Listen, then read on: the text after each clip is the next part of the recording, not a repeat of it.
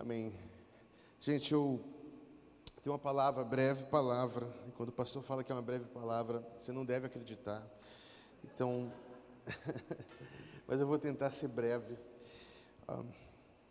Já há alguns meses queima em meu coração uma palavra acerca de um diálogo de Jesus com seus discípulos. E, na verdade, Jesus está explicando muitas parábolas e contextualizando com os discípulos. E nessas parábolas existem ensinos profundos e eternos para todos nós. E às vezes, por conta de uma má interpretação, nós lemos superficialmente, entendemos bem pouco e o que entendemos, já entendemos errado. Esse é um problema que nós temos. Na verdade, nós temos um grande problema em nosso tempo de interpretação. Tanto no contexto mais simples de um diálogo, levando a um contexto bíblico. Você percebe que nós geralmente associamos um diálogo que nós temos, ou seja ele tenso ou mais brando, ao nosso sentimento atual. Então, dependendo como você está, você entende a coisa. E é por isso que é um erro muito grande você entrar numa discussão via rede social, por exemplo, redes sociais. Você não sabe a intenção ou a forma como está sendo comunicado, porque como você compreende não é como aquela pessoa muitas vezes postou, falou. E a nossa falta de compreensão, de interpretação bíblica nos afeta de tal modo que quando nós vamos ler a Bíblia, nós observamos com aquilo que o John Alter fala de nossa sopa cultural.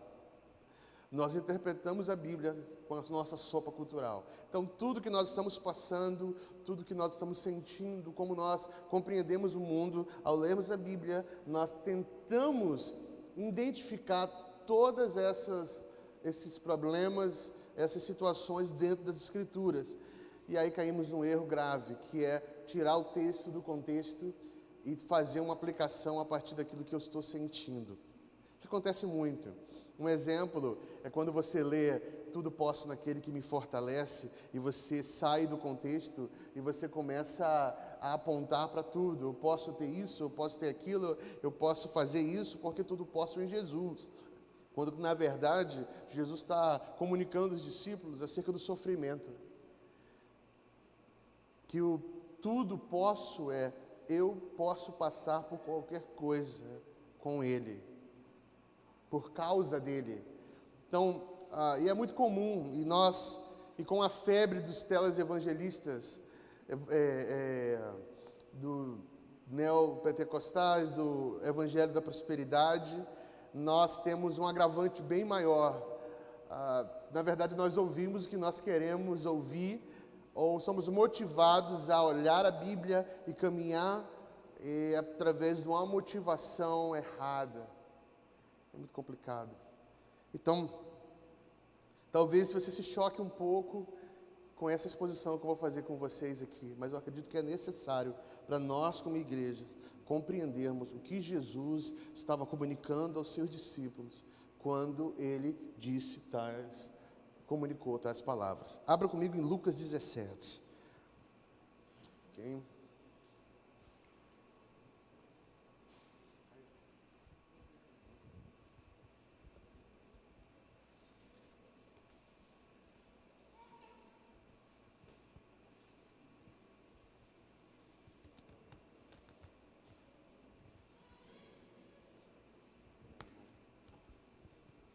Lucas 17, a partir do 7.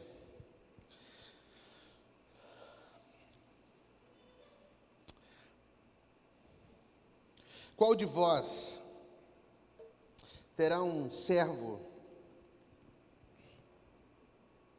a trabalhar na lavoura, ou apacentar o gado, a quem voltando ele do campo, diga, chega-te e assenta à mesa. Então lhe diga antes: prepara-me a ceia, singe-te e serve-me até que eu tenha comido e bebido, e tu, pois, comerás e beberás. Dá graça ao teu servo, porque fez o que lhe foi mandado? Creio que não. Assim também vós, quando fizerdes tudo o que vos for mandado, dizei: somos servos inúteis, fizemos somente o que deveríamos fazer. As palavras de Jesus aqui soam razoavelmente antipáticas, assim. Eu acho que alguém com um problema da alma aí, bem sentimental, ao ler essas palavras, não recusa acreditar que Jesus falou, expressou tais palavras aos discípulos. Na verdade, o que Jesus estava falando com os discípulos, eu vou falar um pouquinho do contexto. Ele disse que quando servimos a Deus, não fazemos mais do que a nossa obrigação. Jesus falou isso. Jesus falou isso. Não pode. Eu sei que para o homem hipersensível moderno, pós-moderno, é muito difícil acreditar nisso. Porque nós somos movidos pelas sensações, pelos sentimentos. Há todo um romance criado acerca de nós mesmos. E quando nós lemos isso aqui, Jesus não falou isso. Então, eu estou afirmando para você, Jesus falou isso. E ele ainda conclui de uma maneira que ia nos machucar muito, e nos machuca muito.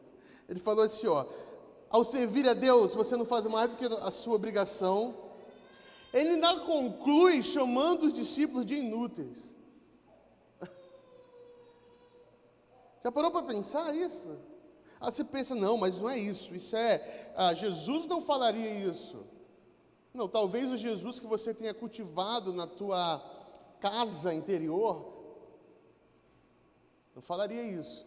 Mas o Jesus bíblico, histórico, Deus em carne, que morreu por nós, falou isso diretamente. Falou assim, ao servir a Deus, vocês não fazem mais do que a obrigação de vocês. E outra coisa, e ao concluir o serviço, vocês olham para vocês mesmos e consideram-se inúteis.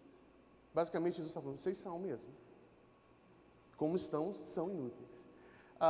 Mas você pensa, não, mas nenhum homem, todo homem tem um valor. Por que Jesus fala que o homem é inútil? Então, ele não está falando da essência do homem. O que ele está falando é exatamente a intenção sobre o qual o homem realiza o trabalho. Mas essa parábola tem uma conotação um pouco mais profunda do que ser chamado de inútil e falar que não fazemos mais que o nosso trabalho. Eu só estou dando uma introdução para você aqui, que Jesus de fato falou isso. Porque existia na época um pensamento que estava impregnado na vida da sociedade, era uma visão política de recompensas. Você vai perceber que Jesus, ele confronta muito essa ideia da recompensa. Mas isso não quer dizer que ele não é recompensador. Vamos já chegar lá. Mas essa ideia da recompensa é confrontada demais por Jesus e estava ali na mente dos discípulos. Você percebe que da forma como eles falavam sobre justiça, da forma como eles caminhavam relacionando com os políticos, os partidos políticos, os povos da época, essa visão de recompensa estava impregnada na sua vida, e Jesus vai ali confrontando de uma maneira até dura, dependendo de como você está, do teu estado de espírito. Talvez você se encontra hoje em um estado, se você ouvisse isso de Jesus, você o deixaria, você não ia seguir mais. Porque você achou Jesus muito duro e ele não está compreendendo o seu estado de espírito atual. Mas essa parábola vai mais além.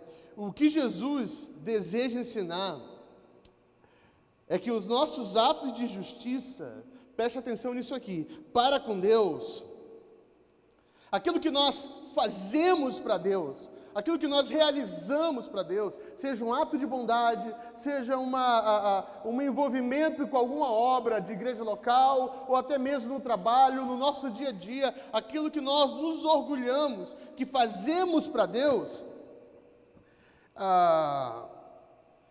Jesus está nos ensinando que os nossos atos de justiça para com Deus não deixa Deus em situação de obrigação conosco. E isso é muito difícil para muitos. O que Jesus está falando é o seguinte: olha, porventura o servo vai chegar e o seu senhor vai falar assim: olha, você trabalhou muito nesse campo, você cuidou das ovelhas, você cuidou da plantação, eu não vou comer agora. Na verdade, por favor, coma você primeiro, porque você estava lá trabalhando e eu estou aqui, mesmo sendo seu senhor, você sirva. Jesus falou: não, ele não vai fazer isso. Na verdade, ele vai olhar para o servo e falar assim: ó, por favor, me sirva, e quando eu finalizar, você pode comer. Nossa, mas que injusto. Que injusto. Você sabe por que nós pensamos isso como injustiça? Porque nós vivemos com base que justiça é uma recompensa pelos atos pelo direito que tenho e pelos atos de bondade que realizo. Então, todos nós, de alguma maneira, vamos nutrir ou nutrimos um relacionamento com Deus de espera de recompensa. Você não pode afirmar isso, mas talvez seus atos e a forma como você adora Deus e caminha com Ele, você pode demonstrar que Deus está em situação de obrigação com você. Basicamente isso: eu dou meu dízimo, eu ajudo fulano, eu ajudo ciclano, eu faço o que eu posso. Deus conhece o meu coração. Logo, Ele não pode deixar tal coisa acontecer. Ele não pode, não, é injusto fulano passar por isso. Você já não ouviu aquela situação? Poxa, por que pessoas boas morrem?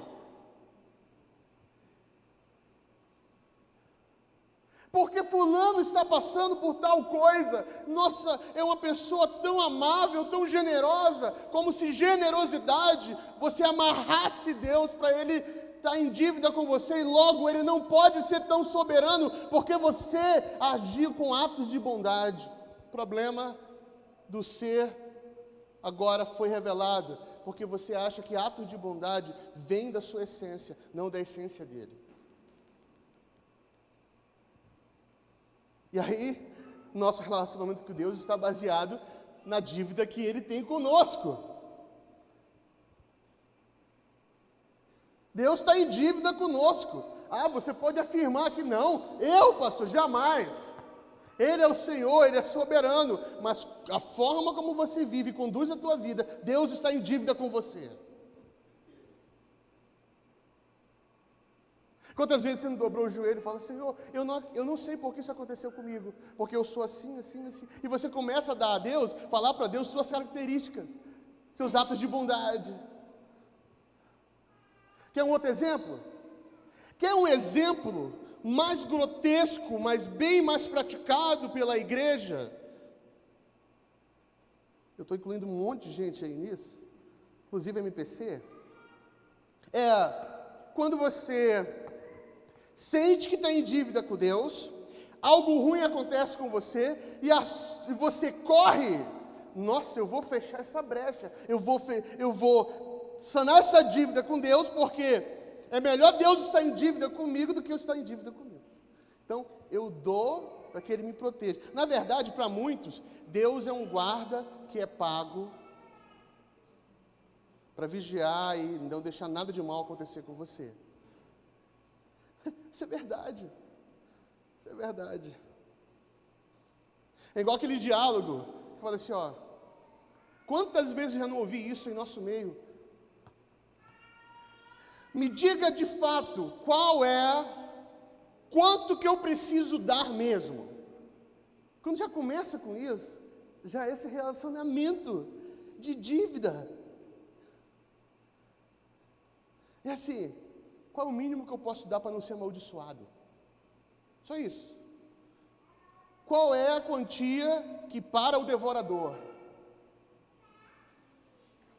Entendeu? O que eu posso fazer para que Deus não olhe para mim e pense assim, nossa, você está faltando, hein?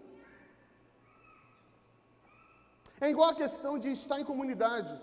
Você pensa assim, há 3 semanas eu não vou no culto. Eu tenho que ir no quarto para fechar o mês com chave de ouro e Deus sorrindo para mim. Ou melhor, essa sensação de dívida sair do meu coração. Essa é a relação que temos com Deus. Essa é a relação exposta que nós temos com Deus. Ou melhor, ou já entra no cinismo, que Deus está concordando com tudo que eu sinto e faço. Não vou não. Eu sou igreja, eu não preciso de comunhão, então o Senhor sabe, Ele conhece o meu coração. Já entrei no cinismo. Quando eu entro no cinismo, nem sensação de dívida eu tenho mais. Nem sensação de dívida eu tenho mais. Aí, olha só. Nessa relação, nós deixamos Deus em situação de obrigação conosco. E oramos assim, fazemos isso. Então, nossos atos de bondade ou generosidade é para amarrar Deus, ou ter algo para cobrar Deus. Porque quando chega um momento, você fala, peraí, Senhor. Quem nunca dobrou o joelho e falou, Senhor, eu sou tão fiel com o Senhor, porque eu estou passando por tal coisa. Como assim, está vendo? O Senhor tem dívida comigo. Que história é essa? Não deixo de fazer as minhas obrigações. O Senhor tem que cumprir com as suas obrigações. Então, muitos cristãos hoje, resumindo a ópera para você, é o seguinte: eu faço minha obrigação, o Senhor faz a sua. Eu tenho o direito de cobrar, como o Senhor tem o direito de me cobrar. Se eu falho aqui, o Senhor me pune. Agora, se eu não falhar, o Senhor não tem direito de deixar, assim, nada de mal acontecer comigo. Essa é a relação. E essa relação é que nós temos 2 Kyrios, 2 senhores. E o Senhor, nesse caso, não é Mamon, sou eu mesmo. Onde eu estou dividindo com Ele. Você é poderoso. Mas está amarrado aquilo que eu faço para você. É igual aquele irmão que vai doar algo para você e fala assim, não, fica tranquilo. Porque eu sei que se eu precisar, você vai me ajudar. Acabou. Você tem uma dívida com ele. Você tem uma dívida com esse cara. E ele não está ajudando você por causa da generosidade. Ele está pensando no dia da necessidade. No dia da necessidade. Porque uma mão lava a outra. Quantas vezes eu já não ouvi, e eu vi isso aqui, de irmãos aqui dentro, chegar comigo, pastor, eu já ajudei a igreja tanto. Mas no dia que eu precisei da igreja, não fui assistido. Aí eu falei, então irmão, era isso, você estava depositando. Isso é um depósito. A igreja está em dívida com você.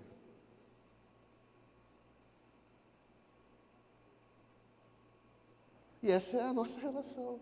Essa é a forma como nós nos relacionamos. Nós mostramos uma falsa generosidade. Quando nós falamos, é de coração. Mas lá dentro, fala assim, eu sei que se eu precisar, o fulano vai ter que me ajudar. Porque eu ajudei ele a vida toda. Parece honesto, né? Não parece honesto? Não, lógico, eu ajudei, eu preciso ser ajudado. Parece honesto ou não? Mas é cínico. Esse é o cinismo que tomou conta.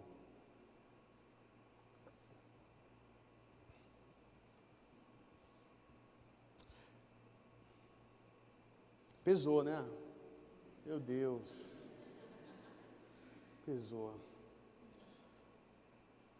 Mas nós precisamos mudar, gente. Um povo que adora a Deus pelos seus feitos, um povo que vive uma vida da doxologia, de dar a Deus o louvor que é devido, ele não contabiliza atos de bondade.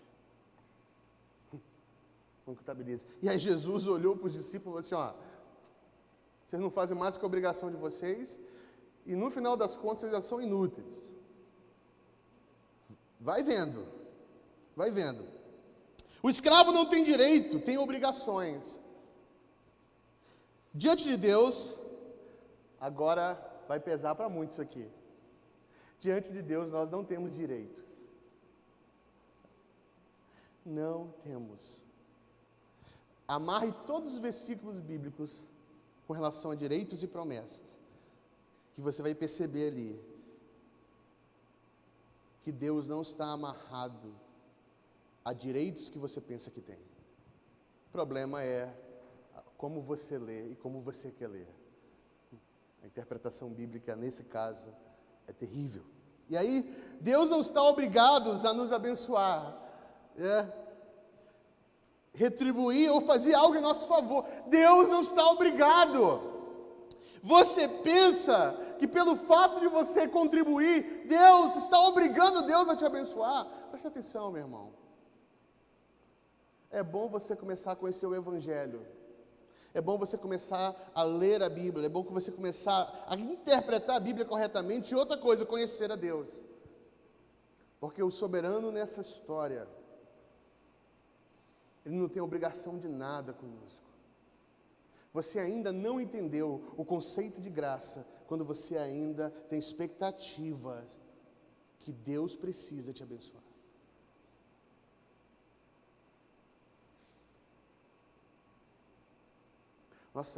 Alguns consideram, sem perceber, Deus um velho gagá esquecido.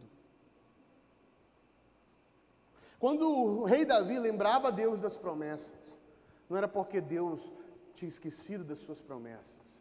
Na verdade, o Senhor queria que Davi lembrasse que ele não estava servindo um Deus que não cumpre, mas que ele pudesse nutrir no seu coração e perceber a fidelidade de Deus para com ele. Quando ele fala, lembra, Senhor, Deus está bom. Eu nunca esqueci. Que bom que você lembrou. Quantas vezes Davi fala para Deus e no final ele fala, mas eu sei que o Senhor sabe todas as coisas e isso é para minha memória, não para a tua. Só que, olha o que fazemos? O pregador que quer trabalhar com um homem hipersensível, ele pega e fala, lembra Deus da promessa. Chega com ele e fala assim, está aqui, o Senhor prometeu, vai cumprir esse negócio.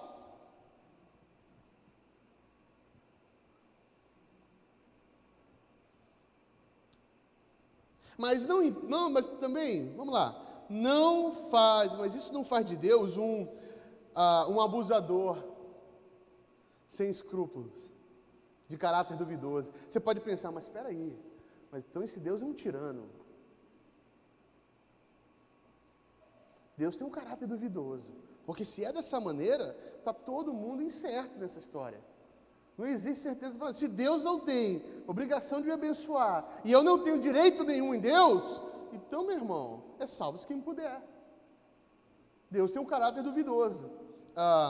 Por muito tempo, alguns irmãos acreditaram que seus atos de bondade acumulavam crédito no céu. Que o céu, o trono de Deus, era um banco, onde você depositava para, num dia da necessidade, retirar. Por exemplo, irmãos que tentam motivar outros, não pelo amor do Evangelho, mas pela pedrinha da coroa no final do dia. Quem nunca falou isso, irmão? Obrigado por você ter feito. Mais uma pedrinha na sua coroa. Aí o cara, nossa. Não, já ouviu isso? Sim ou não? Sim. E aí o cara fala assim, nossa, vou para a segunda. Vou para a segunda. Porque se lá no final tem pedrinha, tem coroa e tem pedrinha, tem recompensa, é melhor trabalhar feito louco aqui. Eu vou trabalhar para o meu Senhor mesmo. O problema é que seu foco não é o que Deus está fazendo, mas o que Ele vai te dar. E aí nós caímos no mesmo erro. Deus está em dívida. Se chegar lá no final, Ele me vier com 10 pedrinhos, eu tenho anotado tudo que eu fiz.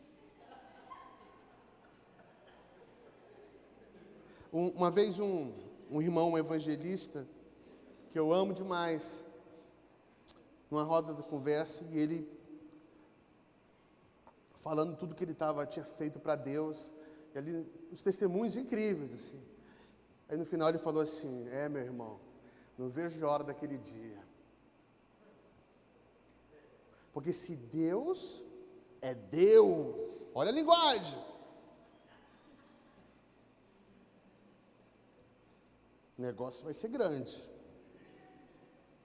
Eu falei para ele: e se chegar lá, o Senhor olhar para você e falar assim, ó,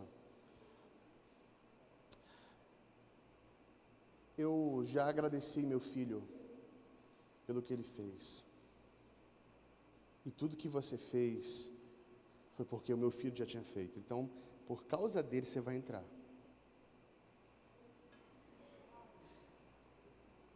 Imagina.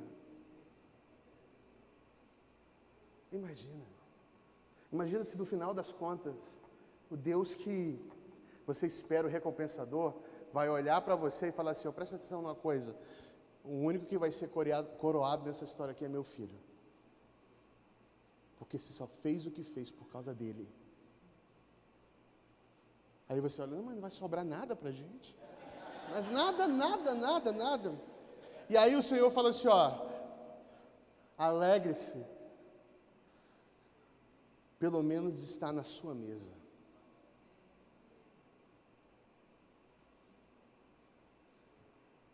Pelo menos ter um lugar para você na mesa.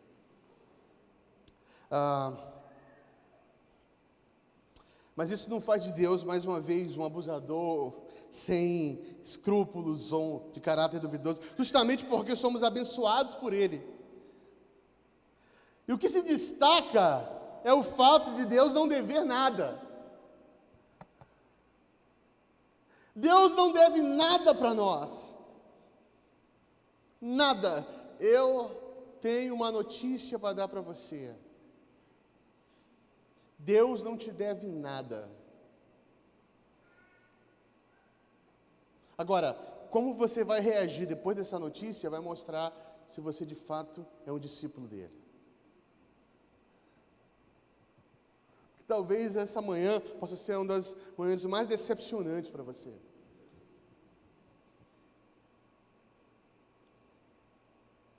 E talvez vai explicar por que Deus não curou você ou tal pessoa que você clamou tanto.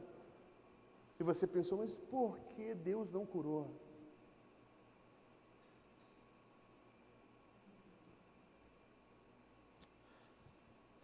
Agora, quando eu olho e percebo que Ele não me deve nada, mas só o fato de estar vivo e pensar na possibilidade de sentar na sua mesa, eu comecei a entender o conceito de graça.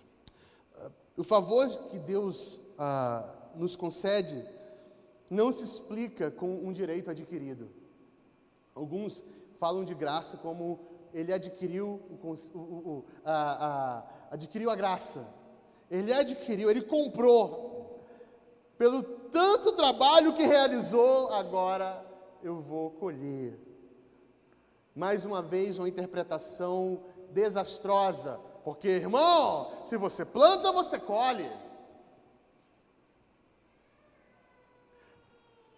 O que você planta, o que você colhe, tem alguma coisa conectada com a Bíblia. Mas como nós compreendemos, é no mesmo sentido de aqui se faz, aqui se paga. É no mesmo sentido. Desastroso.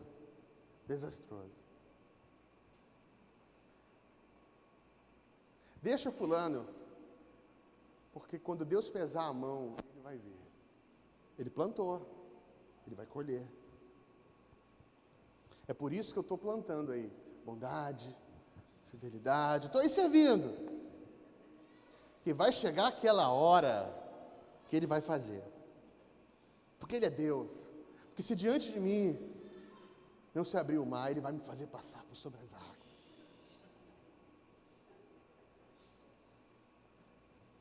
Não tem nada errado com essa música. Tem errado como os irmãos entendem essa música. Essa música não tem nada errado. Mas a forma como nós compreendemos, ela é desastrosa. Desastrosa.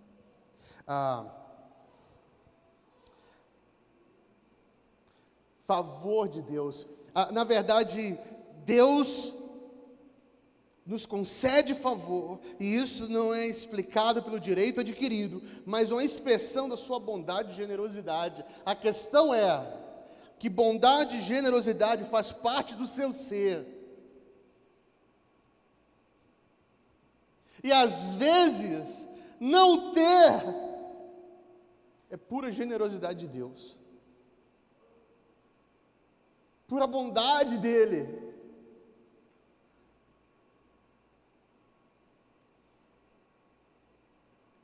É nesse sentido que somos inúteis. É nesse sentido que eu e você somos inúteis. Por mais que fizéssemos para Deus, jamais deixaríamos Deus constrangidos e nos retribuir. Sabe, você pode fazer um montão de coisa. Um montão de coisa. Você não vai chegar aquele dia, Rebeca, que você vai fazer um montão e Deus vai olhar para você, nossa, eu não tenho para onde correr. Eu tenho que derramar um montão de coisa sobre ela, olha que está acumulado. A Rebeca me obrigou a abençoar porque ela fez tanto. Remove isso da tua cabeça, isso é doutrina diabólica. Ninguém coloca Deus num canto e o obriga a abençoar. Não tem esse. Na verdade, você é um inútil, eu sou um inútil, que só pela graça de Deus conseguimos alguma coisa. Isso me faz lembrar uma coisa, gente.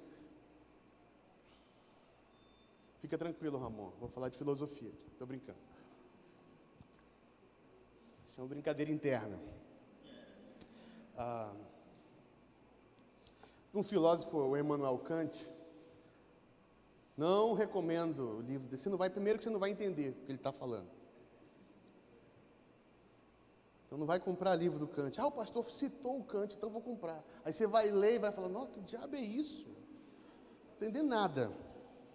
Até quem estuda Kant tem problema de entender o Kant, imagina. Mas ele falando sobre ética, sobre valores morais, falou algo que é central.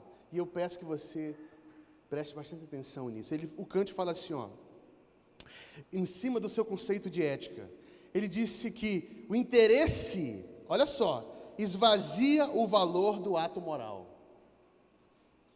Quando fazemos o bem motivados pela recompensa, o ato em si não tem valor, pois somente faríamos se tivéssemos razões e vantagens para realizá-los. Então, tem gente que só faz algo porque tem na sua cabeça que vai ser recompensado. Então, para o Immanuel Kant, e eu concordo 100% com ele, é que já perdeu o valor moral.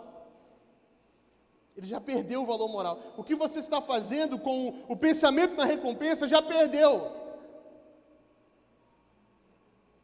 Já perdeu todo o valor ético e moral. Porque você está fazendo por causa da recompensa. O que fazemos ou deixamos de fazer deve ser um fim em si mesmo. De fato, devemos fazer o que é certo, mesmo que isso signifique uma coisa. Quer saber? Prejuízo para nós. Mas ninguém quer fazer algo e ter prejuízo. Como pode? Não. Deus é o Deus da bênção, do ouro, da prata.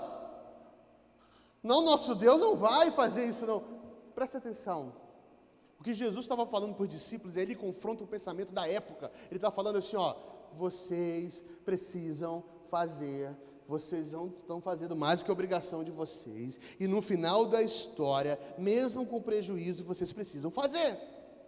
Ninguém faz as coisas só pensando no resultado. Então, assim, certo deve ser feito, mesmo que isso signifique prejuízo. Porque, no final das contas, todo mundo quer tirar uma vantagem. No final das contas, todo mundo quer ter uma lasquinha. Não é verdade? E na cabeça do cristão hipersensível, moderno, misericordioso, além de Deus, ele vai pensar assim: isso que é reino de Deus. Para ele, reino de Deus é ter um pão e todo mundo tem uma lasquinha desse pão. É isso aí, justiça. Nosso Deus é um Deus de justiça. É por isso que muitos aí estão abraçando ideologia política como o reino de Deus. Porque seu conceito de justiça está baseado nessa visão. Isso cega, porque isso alimenta o hipersentimentalismo. Alimenta. Porque você julga-se ter direito. Eu tenho direito. Eu tenho direito. Jesus está dizendo uma coisa: faça o que tem que fazer, porque é o que deve ser feito. Não importa se você vai ganhar ou perder. Porque segundo a Dilma, ganhando e perdendo, todo mundo está ganhando e perdendo. No final das contas, a Dilma estava certa com aquela loucura. Porque não tem quem ganhe e quem perda. Quem perder vai ganhar e quem ganhar vai perder. Perdendo ou ganhando, está todo mundo ganhando e perdendo. Entendeu, gente? Está certo.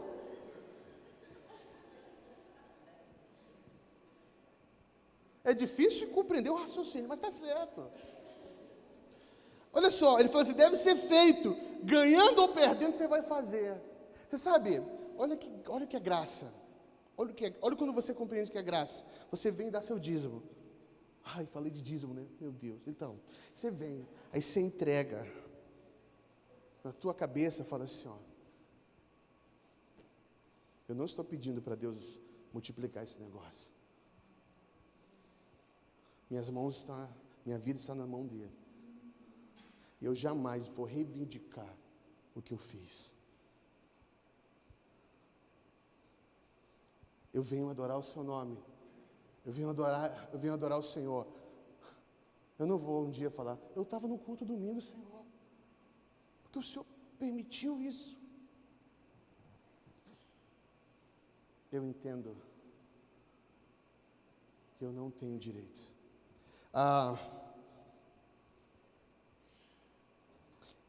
Quem pergunta, mas o que eu ganho com isso,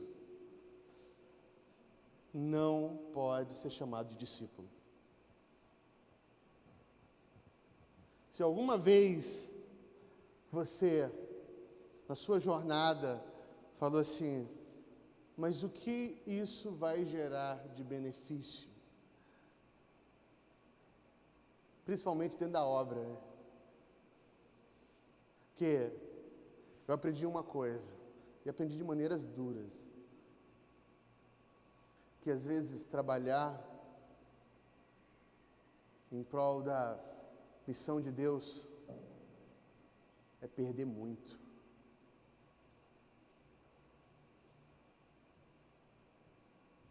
Perder muito. Quando Deus manda você fazer algo, e aí eu vou já caminhando para o final. Quando Deus manda você fazer algo, não se preocupe se vai dar certo, tá bom? Agora, certifique se Deus falou com você mesmo, não é a tua voz dentro, no coração. Não é o listen to your heart. Não é o teu coração falando com você. Escuta seu coração. Salomão fala: não escuta ele não. Porque quando eu escutei meu coração, eu percebi que tudo é vaidade. Por exemplo, Eclesiastes 2 é depressivo. Já parou para pensar? É depressivo. Outro dia, eu peguei um o livro de Eclesiastes interlinear, do grego e português, e fui comparando. Eu peguei Eclesiastes 2 e fui comparando, fazendo uma sintaxe, fazendo toda a conexão, e aí digo, não, peraí, teve alguma mudança nesse negócio, porque isso não pode ser uma carta, parece uma carta suicida, esse negócio, complicado. E aí foi piorando a coisa, eu parei, digo, não, é pior do que eu imaginava. Basicamente Salomão está falando assim, olha, esperar Deus abençoar tudo que você quer é você abraçar o inferno. Basicamente está falando isso. É muito complicado. Mas quando Deus manda você fazer algo, preocupar-se se vai dar certo ou não, já é um problema. Nós queremos que dê muito certo. Mas a obediência nessa história não está atrelada ao resultado.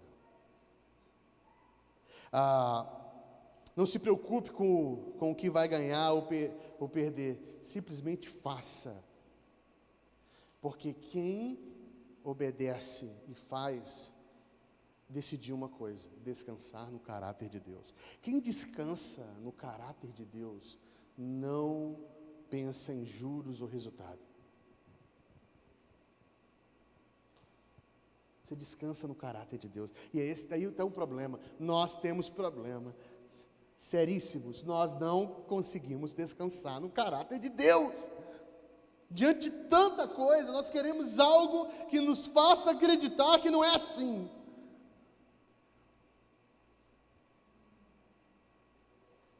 A história de Jó é incrível. Tem muitos ensinos ali, historicamente intrigantes. Algo, se for estudar a profundo, você vai entrar em parafusos. Mas o final das contas é basicamente Deus falando para Jó: tudo que você aprendeu é confiar no meu caráter. E mais, porque Deus falou que não existia na terra homem tão justo quanto ele. Havia na terra um homem justo, íntegro, que era Jó. Os irmãos espiritualistas da guerra espiritual vão falar assim: o problema foi o diabo entrar na história. Que o diabo de alguma maneira enganou Deus, persuadiu Deus e desafiou Deus. E tudo que aconteceu com Jó foi porque o diabo foi lá na brecha e fez. Mas quando eu leio, eu percebo que Deus ordenou tudo. Que o diabo só fez, ele só cumpriu uma direção de Deus. Mas espera aí, não pode? Pode. E no final das contas, Deus olha para Jó e fala assim: você aprendeu, o negócio é confiar no meu caráter.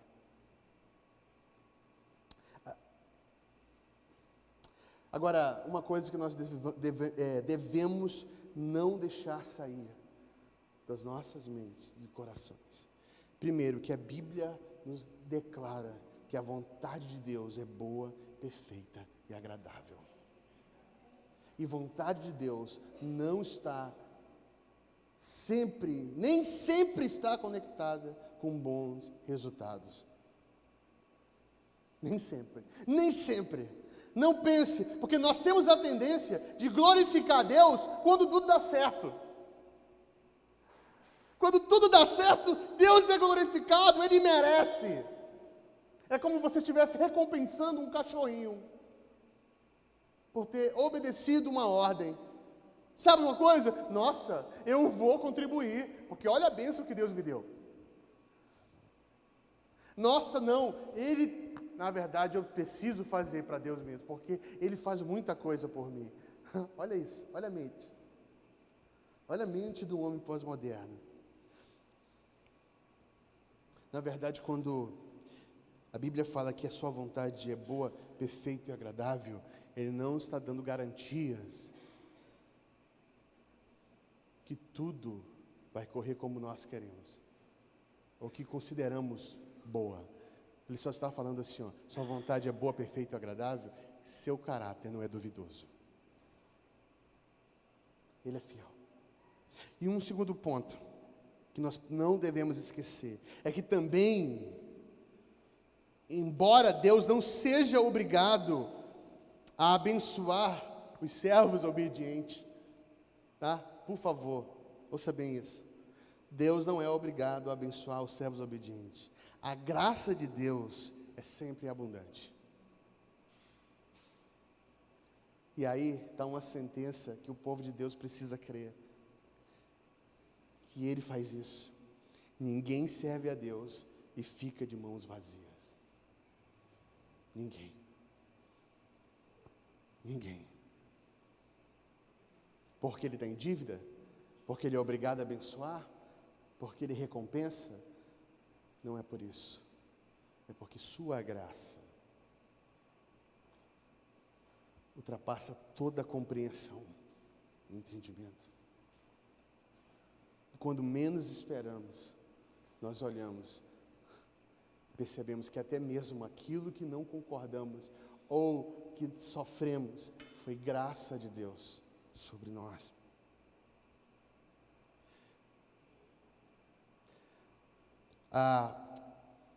Essa instrução de Jesus está conectada intimamente com os próximos diálogos de Jesus com os discípulos. Mais abaixo um pouquinho, no 11, Jesus conta, aqui o Lucas narra a cura de 10 leprosos. Está totalmente conectado com o ensino. E aí você percebe graça. Quem compreendeu a graça? Aqui está um grande exemplo de quem compreendeu a graça. Olha só. Indo ele a Jerusalém, o 11. Passou pelo meio de Samaria e da Galileia. Entrando em certa aldeia, saíram-lhe ao encontro 10 leprosos, os quais pararam de longe. E clamaram: Jesus, mestre, misericórdia de nós. Jesus, vendo, disse: ide, mostrai-vos aos sacerdotes. Indo eles, ficaram limpos. Um deles, presta atenção nisso aqui, um deles, vendo que estava sã, voltou glorificando a Deus em alta voz. E caiu aos pés de Jesus, com o rosto em terra, dando-lhe graças, e este era samaritano.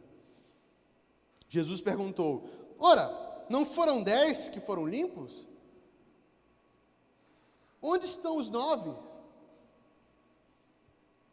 Não houve quem voltasse para dar glória a Deus, senão este estrangeiro? Então disse Jesus: levanta e vai, a tua fé te salvou. Presta atenção. 10 leprosos foram curados. Um voltou.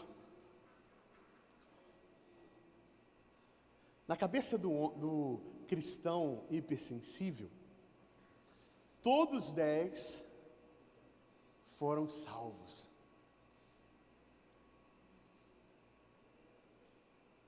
Porque eles receberam a dádiva de Deus.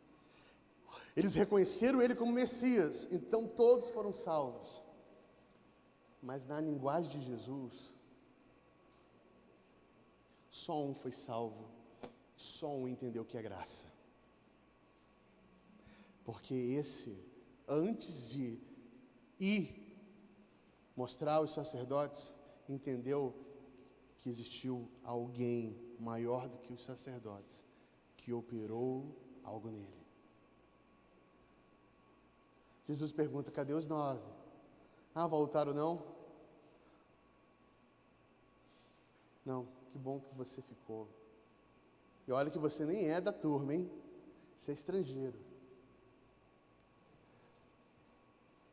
Aqui está um grande exemplo da graça de Deus. Quem entende graça de Deus sabe que não tem direito, que Deus não está em dívida, mas que tudo que tem é porque foi curado da sua lepra. por um Deus que é maior. Cristãos que entenderam a graça de Deus foram cristãos que compreenderam que não tinham direito de nada, mas foram curados, porque sua bondade é boa, perfeita e agradável.